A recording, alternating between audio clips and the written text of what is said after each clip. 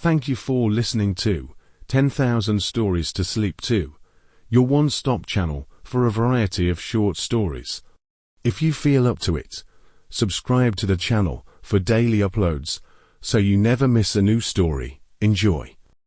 In the remote town of Dunwich, a thick fog hung low over the fields every autumn, cloaking the land in a sinister veil. Each year, as the harvest moon approached, the townsfolk would gather to celebrate the end of the harvest with a grand feast. But this year was different. A new family had moved into the old Thompson place, a sprawling farmhouse with a dark history that the locals were eager to forget. Sarah and Mark Weaver were fresh faces in Dunwich, having inherited the farmhouse from a distant relative they had never met. The house was vast and creaky, with peeling wallpaper and dust-coated floors. Mark, a historian, was excited about the historical significance of the place, but Sarah, a schoolteacher, was more concerned about making a fresh start. The first few weeks were uneventful, until Sarah began to notice strange things. Whispers in the night, shadows flitting just beyond the edge of her vision, and an overwhelming sense of dread that seemed to permeate the house. Mark dismissed it as adjustment anxiety, but Sarah couldn't shake the feeling that something was terribly wrong. One evening,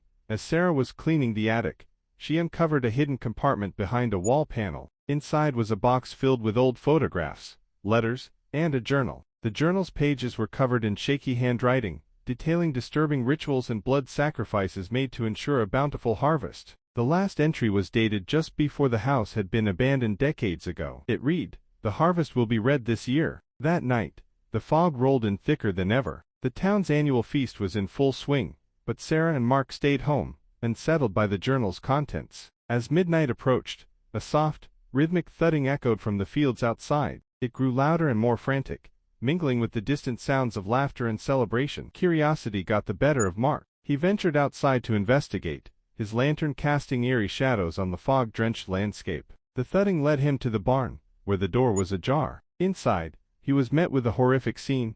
The barn was filled with blood-soaked tools and mutilated animal carcasses arranged in grotesque patterns. At the center was a large, stone altar, stained dark red. Before he could process the scene, a guttural chant began, emanating from the shadows of the barn. The townsfolk, their faces hidden behind crude masks, emerged from the darkness. They were performing a ritual, chanting words from the journal Mark had read. Their eyes glowed with a malevolent light, as they sacrificed a struggling goat on the altar. Mark stumbled back, horrified, and ran to the house, shouting for Sarah. She was already outside, drawn by the unsettling commotion. They rushed to the car, desperate to escape, but the fog seemed to tighten around them, as if trying to hold them in place. The townsfolk, now aware of their presence, closed in with a chilling determination. As Sarah and Mark frantically tried to start the car, the fog parted just enough for them to see the true horror. The barn was not merely a place of sacrifice, it was a breeding ground for something far more sinister. The figures in the barn were no longer human. They had transformed into monstrous shapes with twisted limbs and gaping maws,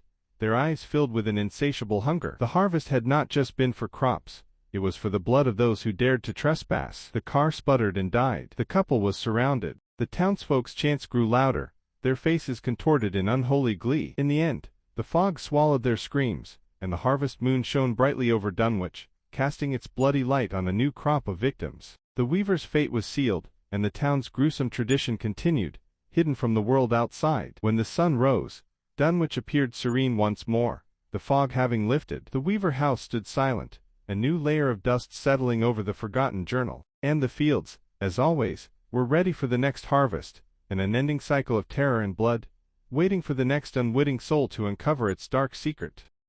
The end.